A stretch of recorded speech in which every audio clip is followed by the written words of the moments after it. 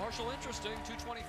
Ryan Schaefer survived match 1, then a 224 by Chris Barnes. He moves on now to match 2, but very difficult for a player to really sustain anything here. And I would have thought that the lanes would have been higher scoring, and gets the ball way down the lane. Another talented player, Danny Wiseman from Baltimore, up here in the first frame.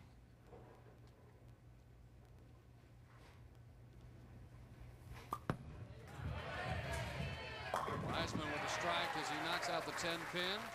You know, Wiseman doesn't have a nickname, but I think I'm going to start calling him Retro. What do you think? Look at those clothes. I like it. Sharp. Ball coming from the right side, taking care of both the 2 and the 8 as Wiseman's up on lane 49. Leaves the 3 and the 6. Look of disappointment for Wiseman. Wiseman's game looks like Marshall Holman's a few years back with that long slide, although he's cut back on the slide at the foul line a little bit. A little bit. When Wiseman first came out on tour, he was a very effective bowler. Then he went through a few years of difficulties, and he's retooled his game the last couple of years and just to get the ball back up to the pocket.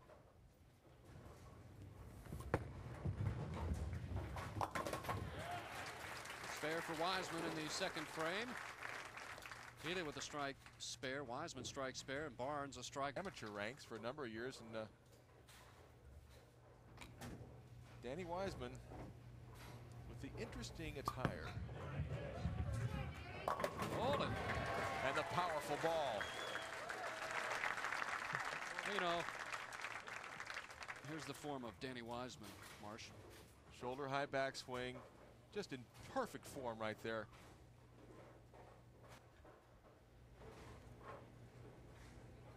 Wiseman 7-2 in title matches, so 220 average, hoping to get there.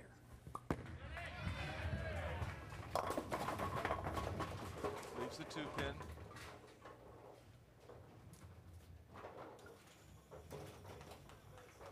Boy, that's unfair. Beautiful shot by Barnes. Wiseman with the spare. No problem.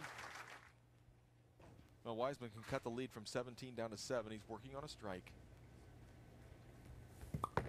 Light last time on this lane. Not that time, no. High flush. Great adjustment from Wiseman. Really, all 3 players still very much in the match. And generally, you see the players winning a match and then becoming comfortable on the line to take the lead.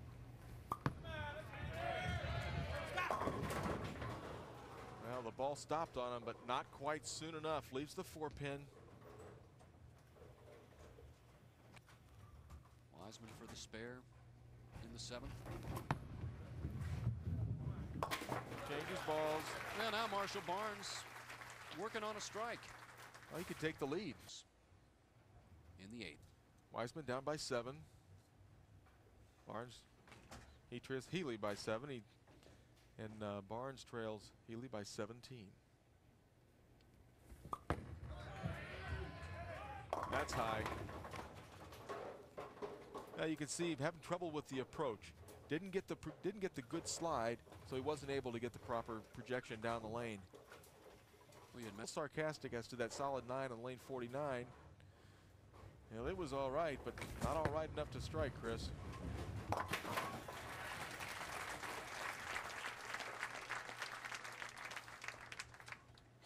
Wiseman, 227, his best. Almost a must.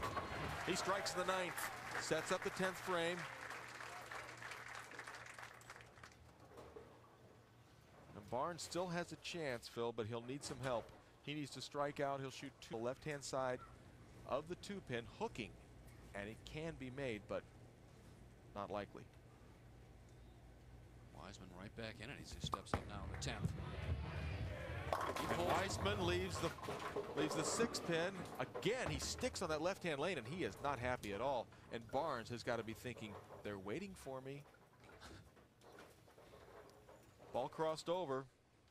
Hit the head pin on the left-hand side. Almost tripped out the 6. All right, now back to. Danny Wiseman cannot get to 208. He can only shoot 207. So Wiseman's out, but Barnes is the man that has the chance.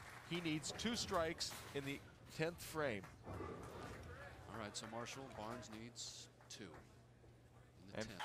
Patrick Healy 208 and Chris Barnes 207. Danny Wiseman 206. So Patrick Healy Jr. moves on now to the championship match, and he